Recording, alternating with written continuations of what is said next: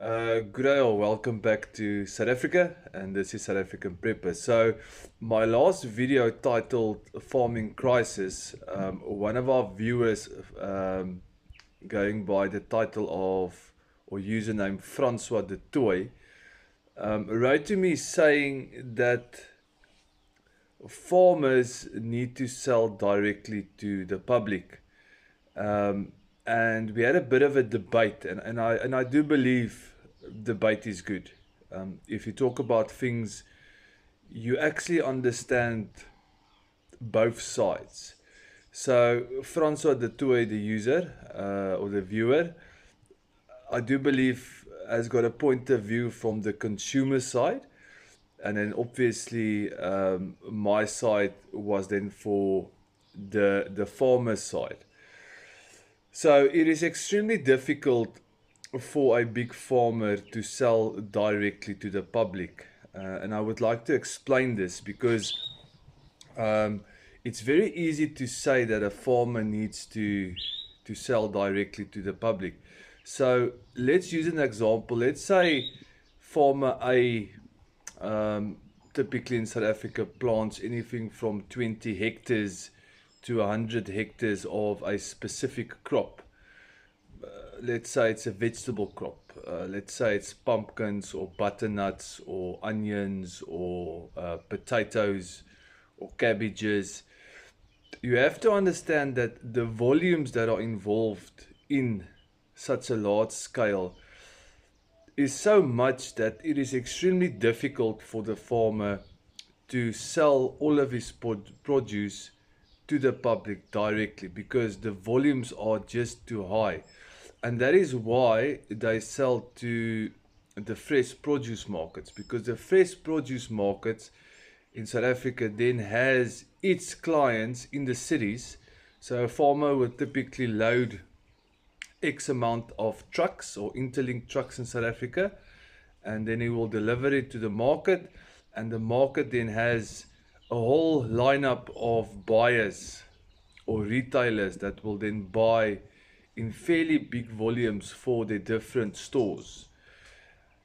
If a farmer, let's say farmer A, has got 10,000 or 20,000 or 50,000 bags of potatoes, for him to sell those potatoes where he is on the farm is extremely difficult because, firstly, transport is an issue.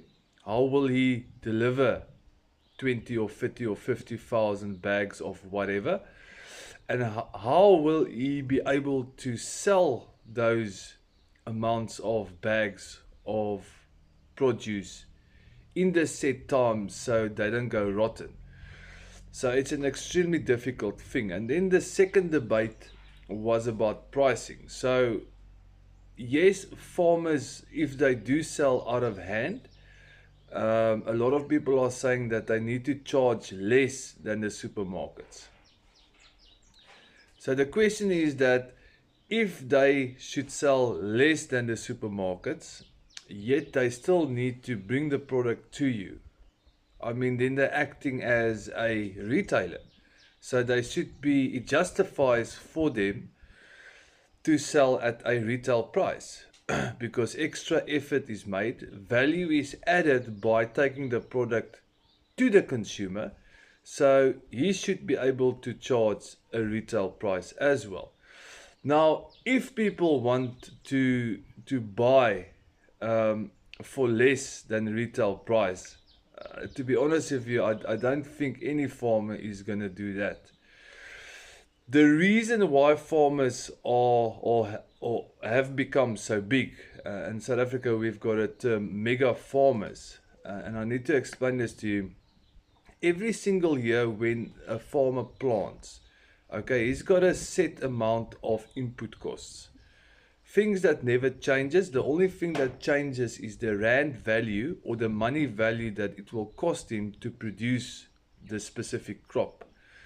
So, for example, his diesel for his tractors or his electricity for his irrigation pumps, his labor, his seed costs, his fertilizer cost. Those are all fixed inputs, and the only difference from season to season is how much the input cost will cost them. So at the end of the day, for him as the farmer, if he wants to grow his business, and yes, farming is a business. If you do not treat it like a business, you are just not going to be able to feed your own family. So in order for him to make a profit, he firstly needs to be able to pay for his input costs. Okay? And here comes the thing, farming is extremely risky because you're putting a whole lot of money in the ground and you're hoping and praying that you will actually get a harvest that you can then sell. In order for the farmer then to make a profit for the year, he needs to calculate what his input cost is. So what is his baseline expenses? Okay. And then he needs to, on top of that, he needs to count in inflation as well. Okay. And then on top of that, he needs to count into making a profit as well. So because of the situation in South Africa, the unit price, let's say, of a bag of potatoes are less than 10 years ago. So in order for the farmer to make more profit and to keep up with inflation, he needs to basically plant more.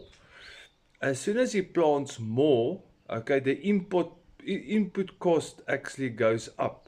So let's say farmer A plants potatoes and normally his input costs are X amount per hectare, but to keep up with inflation and to make a profit, he needs to then plant X amount of hectares more every year.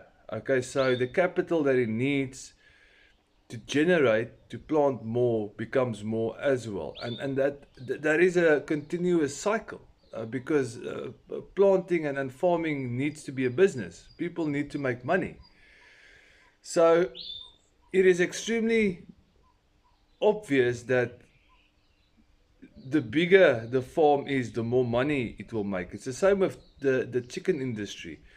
You very seldomly find medium-sized chicken farms that survive. And the reason for that is that the unit profit, or the profit, let's say, per chicken, okay, are but a few cents. In order for them to make decent money, they need to up the amount of chickens that they slaughter and the amount of chickens that they breed. So you can't have 100,000 chickens and think you're going to make money. But if you have 1 million or 5 million or 6 million chickens that is rotating through your houses every single month, and you make a couple of cents profit on top of that, then you start to make money, and then you can start to look after your people a little bit better, and and as soon as you make profit, you can grow as well. So it is not as easy as people think, just going out and taking your produce in trucks and delivering it to the consumer. I do believe and I do think that and I'm going to get into a lot of trouble for this, but there are definitely irregularities if it comes to, big English word, if it comes to the markets, the fresh produce markets in South Africa, and the relationship that they have with the supermarkets. A lot of the times, farmers do not get good pricing on the market. A lot of times. And they will always blame it on demand and supply. There's always an argument about that. But then if you go look at the retail price, and you go look at the market price, there's a big discrepancy between that. And yes, whoever picks up the produce from the markets, or the abattoir for that matter, needs to cool the product. They need to transport the product, so they also do have input cost when it comes to buying produce and then selling produce. I mean, a retail store do need to put a tomato into a refrigerator to extend the shelf life in order for them to sell everything, and so that it doesn't go rotten. So they also do have input costs, but I don't always think that it justifies the pricing that consumers are being asked. Um, I want to take an example. Let's take something like sheep meat. In this area, you get about between 38 rand or 40, between 38 rand and 45 rand per kilogram slaughtered carcass weight for your sheep. Yet in the retail stores, consumers are paying anything from 100 rand and upwards. I've heard of 200 rand a kilogram for sheep meat in certain stores. And then you start to wonder, but where does the money go? Who is making the profit? Because everybody is allowed to make profit in the food chain system. Because if everybody doesn't make profit, then the whole system is going to collapse. But farmers are really, really at the back burner of making the profit. They are really the guys that are needing to produce more in order to just keep up with inflation and just make a little bit of profit. And that is why the medium-sized farm in South Africa has sort of died. You don't find medium farms and smaller family farms anymore, because it is not profitable to have a certain amount of, or less. If you don't produce enough, you don't make enough profit at the end of the day. So maybe one can argue that maybe the farmers should then produce less and then sell it for more. That's also up for debate. Maybe the farmers should, instead of producing more and making less per unit that they're selling to the markets or the abattoirs, maybe they should be adding value to their products. Rather produce a little bit less and maybe sell it at a higher price in order for them to keep up and make their profits. This is South African Prepper. I hope it makes sense. I've tried my best to try and explain it to you the best way I can. God bless.